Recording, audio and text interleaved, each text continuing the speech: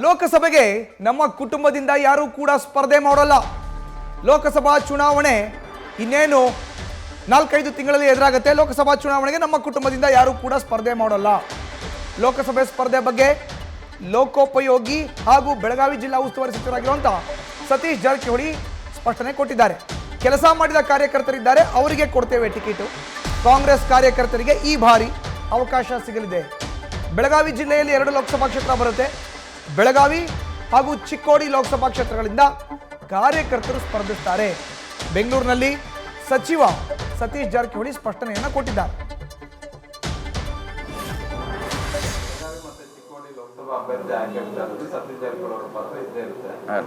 ಬೆಳಗಾವಿಗೆ ಸತೀಶ್ ಜಾರಕಿಹೊಳಿ ನಾನು ಆಕಾಂಕ್ಷಿ ಅಲ್ಲ ಅಂತ ತಾವೇ ಹೇಳ್ತಾರೆ. ತಮ್ಮ ಕುಟುಂಬದಿಂದ ಅಭ್ಯರ್ಥಿ ಇಲ್ಲ ಯಾರು ನಮ್ಮ ಕುಟುಂಬದ ಯಾರು ಸ್ಪರ್ಧೆ ಮಾಡಲ್ಲ. ನಮ್ಮದೆಲ್ಲ ಕಾರ್ಯಕರ್ತರು ಇದ್ದಾರೆ, ಭಾಳಷ್ಟು ಜನ ಕಾರ್ಯಕರ್ತರಿಗೆ ಕೊಡ್ತೀವಿ. ಕಾರ್ಯಕರ್ತರು ಸ್ಪರ್ಧೆ ಮಾಡ್ತಾರೆ.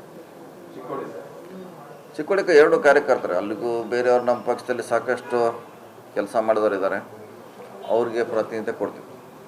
ಬೆಳಗಾವಿ ಮತ್ತೆ ಚಿಕ್ಕೋಡಿ ಲೋಕಸಭಾ ಅಭ್ಯರ್ಥಿ ಆಯ್ಕೆ ಸತೀಶ್ ಜಾರಕಿಹೊಳಿ ಅವರ ಪಾತ್ರ ಇದ್ದೇ ಇರುತ್ತೆ. ಬೆಳಗಾವಿಗೆ ಸತೀಶ್ ಜಾರಕಿಹೊಳಿ ನಾನು ಆಕಾಂಕ್ಷಿ ಅಲ್ಲ ಅಂತ ತಾವೇ ಹೇಳ್ತಾರೆ.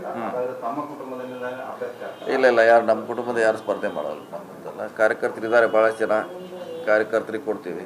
ಕಾರ್ಯಕರ್ತರು ಸ್ಪರ್ಧೆ ಮಾಡ್ತಾರೆ. ಚಿಕ್ಕೋಡಿಗೆ 2 ಕಾರ್ಯಕರ್ತರು, ಅಲ್ಲಿಗೂ ಬೇರೆಯವ್ರು ನಮ್ಮ ಪಕ್ಷದಲ್ಲಿ ಸಾಕಷ್ಟು ಕೆಲಸ ಮಾಡಿದವರು ಇದ್ದಾರೆ, ಅವ್ರಿಗೆ ಪ್ರಾತಿನಿಧ್ಯ ಕೊಡ್ತೀವಿ. ಇನ್ನು ಮಾಧ್ಯಮಗಳ ಮುಂದೆ ಲೋಕೋಪಯೋಗಿ ಹಾಗೂ ಬೆಳಗಾವಿ ಜಿಲ್ಲಾ ಉಸ್ತುವಾರಿ ಸಚಿವರಾಗಿರುವಂಥ ಸತೀಶ್ ಜಾರಕಿಹೊಳಿ ಅವರು ಕೊಟ್ಟಿರುವಂಥ ಸ್ಟೇಟ್ಮೆಂಟ್ ಇದು. ಸ್ಪಷ್ಟವಾದಂಥ ಹೇಳಿಕೆಯನ್ನು ಕೊಟ್ಟಿದ್ದಾರೆ. ಲೋಕಸಭಾ ಕ್ಷೇತ್ರದ ಚುನಾವಣೆಗೆ ನಮ್ಮ ಕುಟುಂಬದಿಂದ ಯಾರೂ ಕೂಡ ಸ್ಪರ್ಧೆ ಮಾಡೋಲ್ಲ. ಬೆಳಗಾವಿ ಮತ್ತು ಚಿಕ್ಕೋಡಿ ಎರಡೂ ಕೂಡ ಬೆಳಗಾವಿ ಜಿಲ್ಲೆಯ 2 ಲೋಕಸಭಾ ಕ್ಷೇತ್ರಗಳು. ಈ 2 ಲೋಕಸಭಾ ಕ್ಷೇತ್ರಗಳಲ್ಲೂ ಕೂಡ ಸಾಕಷ್ಟು ಕಾಂಗ್ರೆಸ್ ಕಾರ್ಯಕರ್ತರು ಇದ್ದಾರೆ. ಕಾಂಗ್ರೆಸ್ ಕಾರ್ಯಕರ್ತರು ಸ್ಪರ್ಧೆ ಮಾಡ್ತಾರೆ. ನಮ್ಮ ಕುಟುಂಬದಿಂದ ಯಾರೂ ಕೂಡ ಸ್ಪರ್ಧೆಯನ್ನು ಮಾಡೋಲ್ಲ ಅನ್ನೋ ಸ್ಪಷ್ಟನೆಯನ್ನು ಖುದ್ದು ಉಸ್ತುವಾರಿ ಸಚಿವರಾಗಿರುವಂಥ ಸತೀಶ್ ಜಾರಕಿಹೊಳಿ ನೀಡಿದ್ದಾರೆ. ಈ ಹಿಂದೆಯಿಂದ ಕೂಡ ಸಾಕಷ್ಟು ಚರ್ಚೆಗಳಿದ್ವು, ಅವ್ರ ಕುಟುಂಬದ ಯಾರಾದರೂ ಸದಸ್ಯರು ಕಣಕ್ಕಿಳಿತಾರೆ ಅಂತ. ಆದರೆ ಇದಕ್ಕೆ ಇವಾಗ ಸ್ಪಷ್ಟನೆ ಸಿಕ್ಕಿದೆ. ನ್ಯೂಸ್ ಫಸ್ಟ್ ನಿರ್ಭೀತಿಯಿಂದ ನಿಮ್ಮ ಪರವಾಗಿ.